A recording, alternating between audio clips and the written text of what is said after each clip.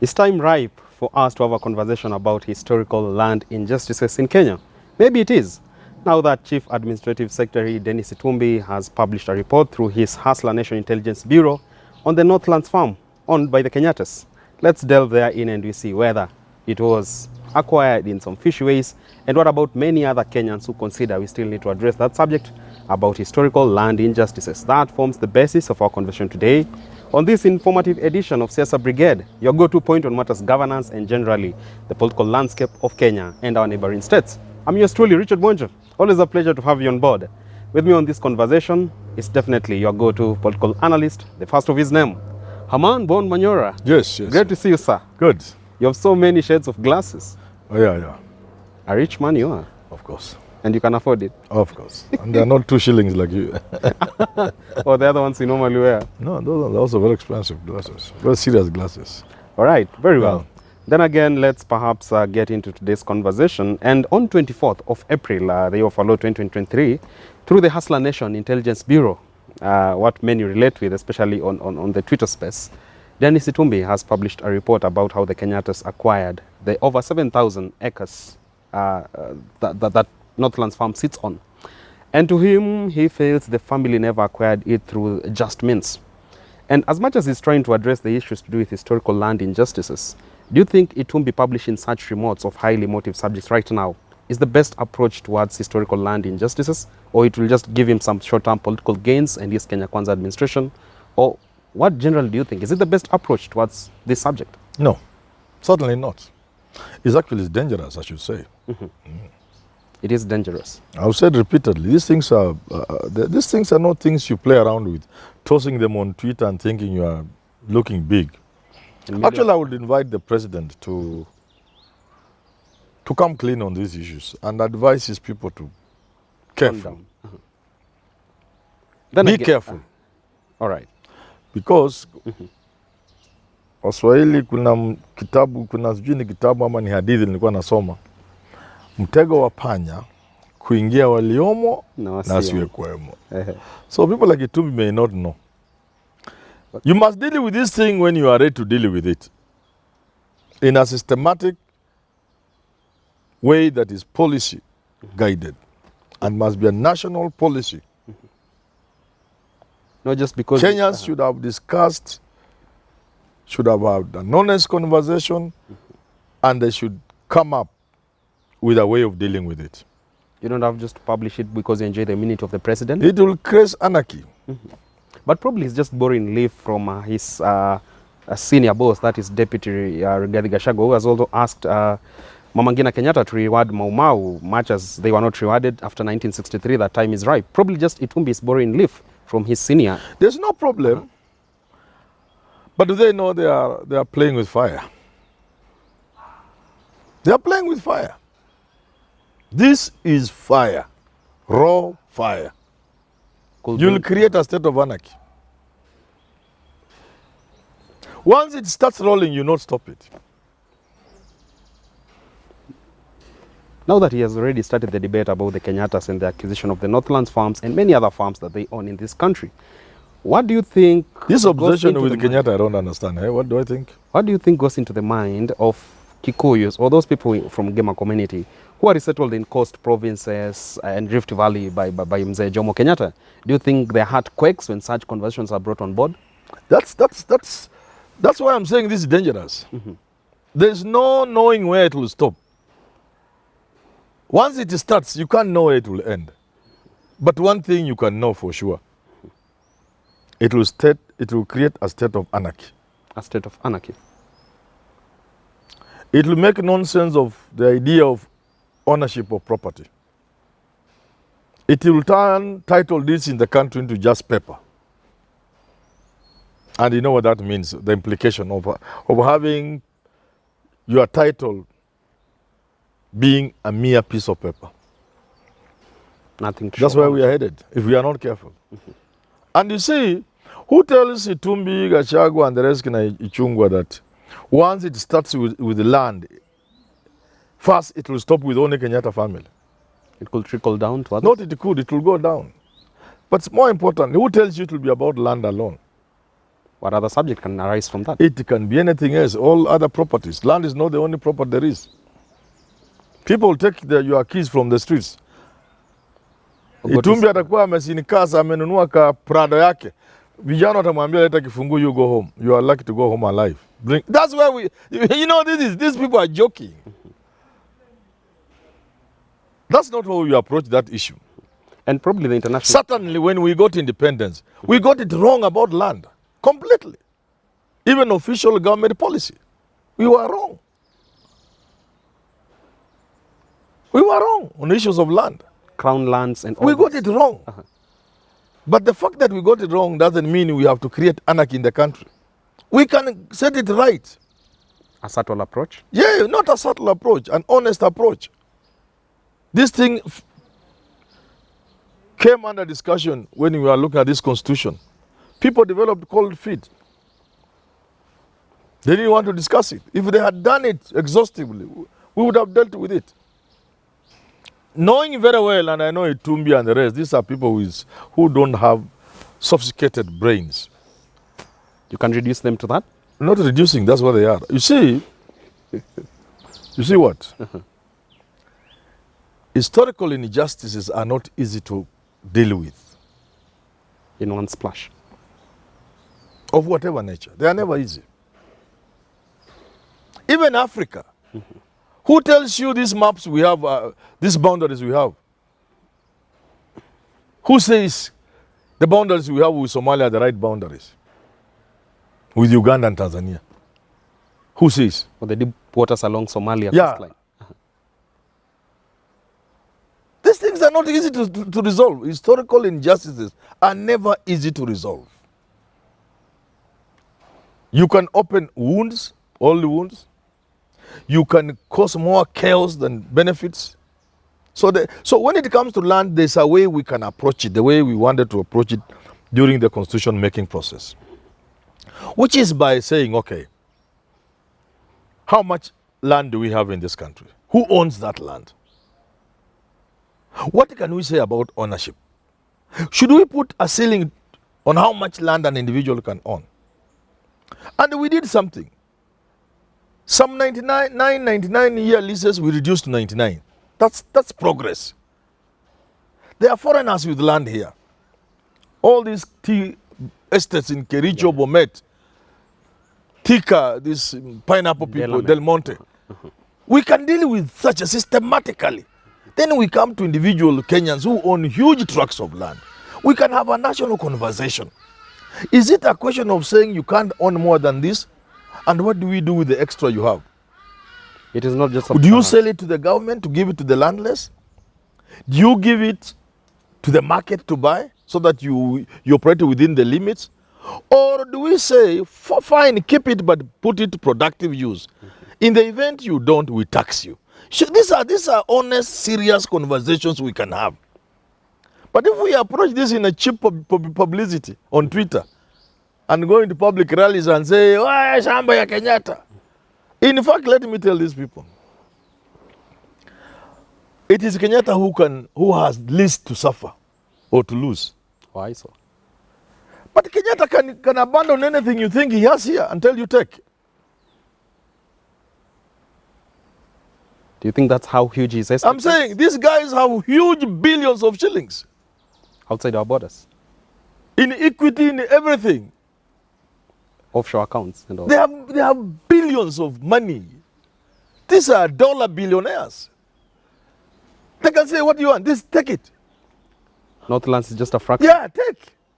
But once you start that, the ones who will suffer are those who may have only that 1,000 acre years, or that 200 acres, or 50. And that's it. Or 5 acres. All you have is all you have saved all your life. It is you who will suffer. The Kenyattas may not feel it. Rightly put. They have used this capital. They have used these resources to generate wealth. You see what I'm saying? Over time. Over time, they have used these resources of land and everything else, and the goodwill of a public office, to generate wealth for themselves. What Kenyattas have is wealth. And you cannot easily reach somebody's wealth. You touch a few miserable acres, you think you are touching on Kenyatta's wealth. And that we brought the dynasty down. Nothing. But there are people. You touch, what he has is all he has. He collapses. So you started in emotion, you think you are targeting Kenyatta. The Kenyattas can relocate to Australia and live comfortable life. And just come here once in a while for holiday and laugh. So you are targeting the wrong person. Target the issue. If the William Ruto administration will be that administration that will address the land issue, I, for one, will support. Because I know it's a time bomb.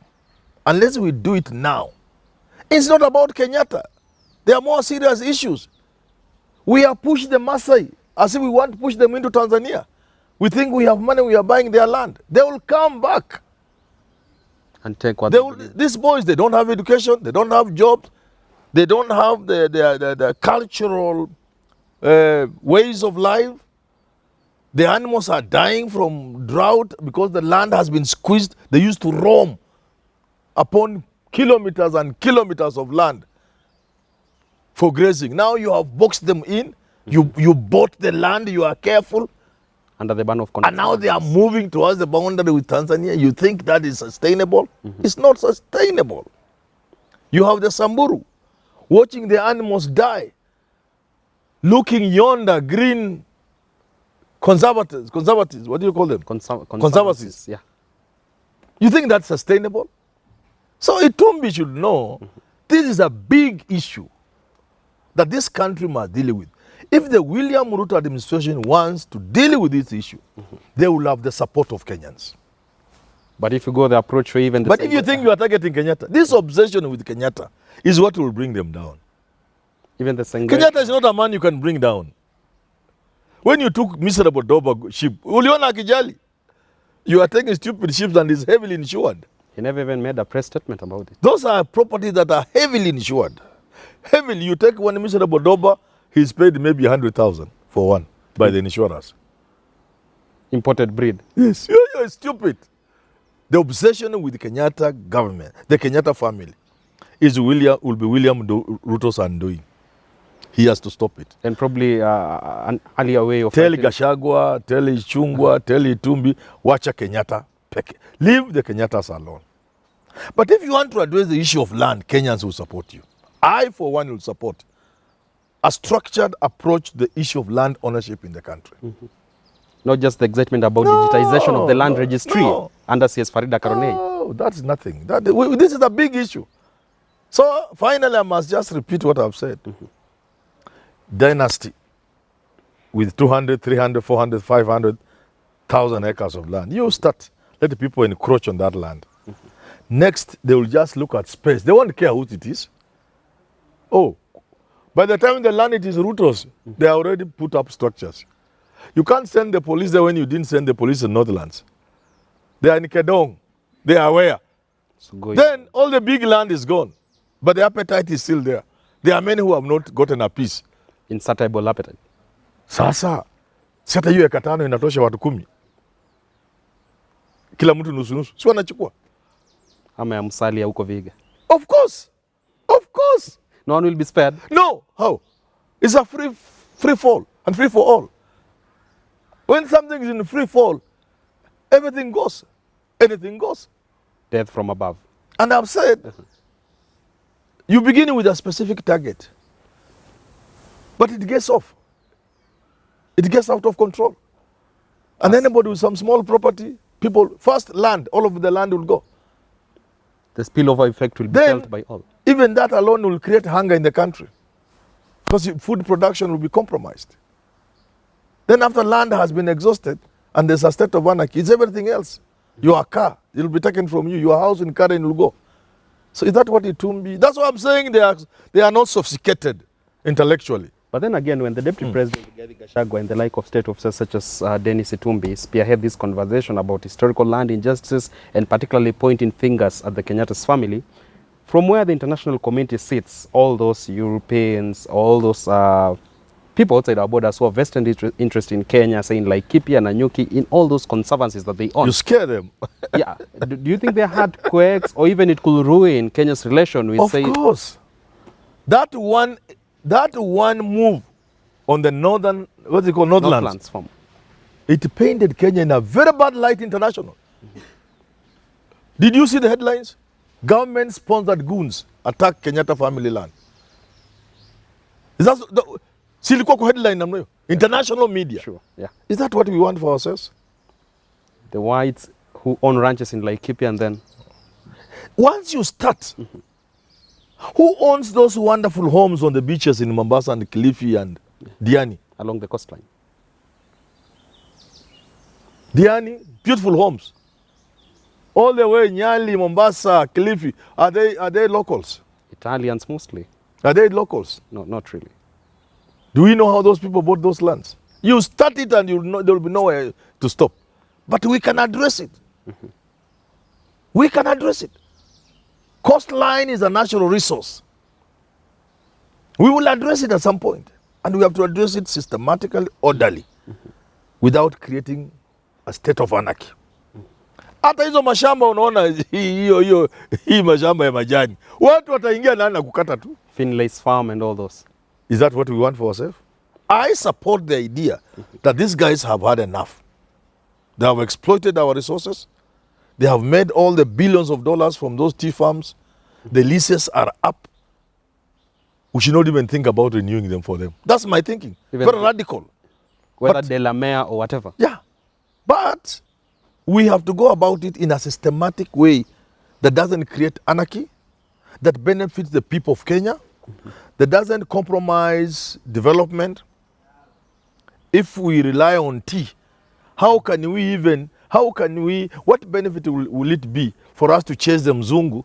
Then we subdivide those things into small things. Then people begin uprooting and planting maize. Or resettling people from Kibra to those ranches. Will it be beneficial to the country? Not quite. So we can fail to renew the lease to those huge international tea holdings, those companies. But we must do it in a systematic way where we don't compromise production of tea in the country, for example. Very well. How does it come from those Mzungu to the county government of Kericho or Bomet? In a way that the governor doesn't begin subdividing it for his people for the next election. So it's a big national conversation. Very enlightening. It's not something you can go on a platform like Twitter Hustler Nation or some baraza somewhere and say, "Ata hiyo shamba tutagawa." He thinks he has nothing. What he has will go, including his trouser. Hata hiyo ukitembea wewe kama ni Tumbi ama Manyora, hiyo longi bora si mbaya kama yangu. Hiyo longi hata watu wanataka wavae. Utatolewa kwa street hiyo longi na mtu atavaa. And the chest cast taken away. Yes. Mtu atavaa hiyo longi na kiatu yako akwambia wewe enda tembea nyumbani. Chukua hii yangu. Unaangalia yako unasema God, Mungu saidia, but you are like to be alive. If they are, we must tell them openly. We are telling them you are treading very dangerous grounds. And stop your obsession with the Kenyattas. Look for other political fodder. Stop your obsession with the Kenyattas. Then again, the Hustler Nation Intelligence Bureau was a huge campaign machinery for the Kenya Kwanza government.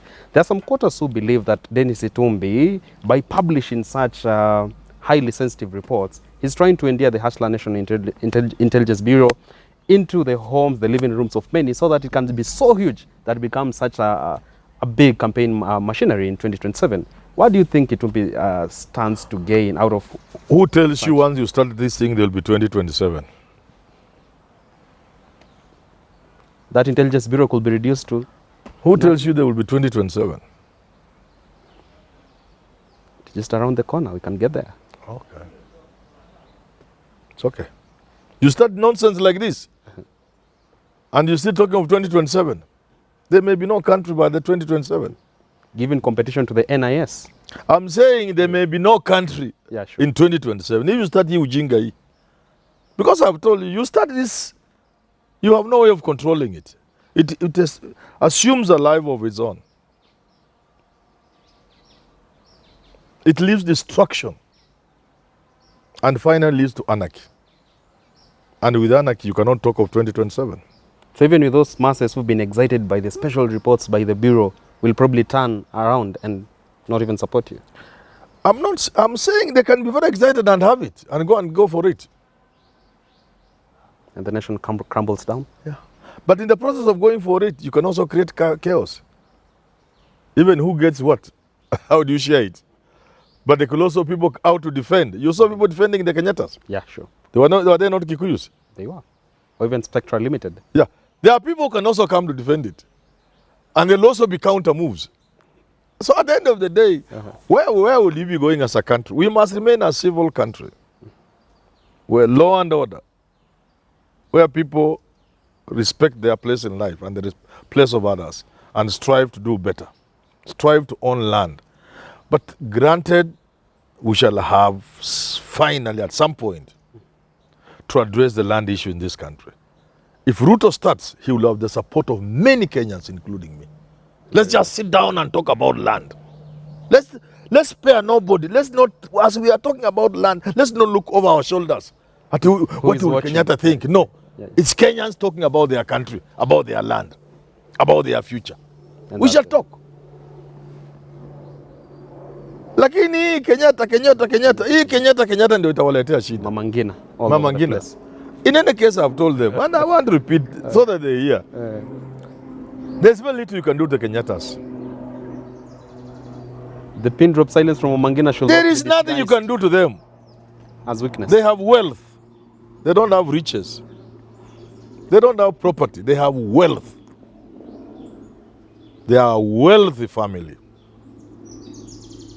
Itumbi knows nothing yet. What does Itumbi know? There you have nuggets of wisdom from Herman Manyora, firebrand, political analyst and public scholar, today delivering and devouring the subject of historical land injustice in Kenya and how subtle the government can approach that conversation so that we don't see the country crumbling down. Until next time on Siasa Brigade, I'm Richard Mwenje. Always a pleasure to have you on board.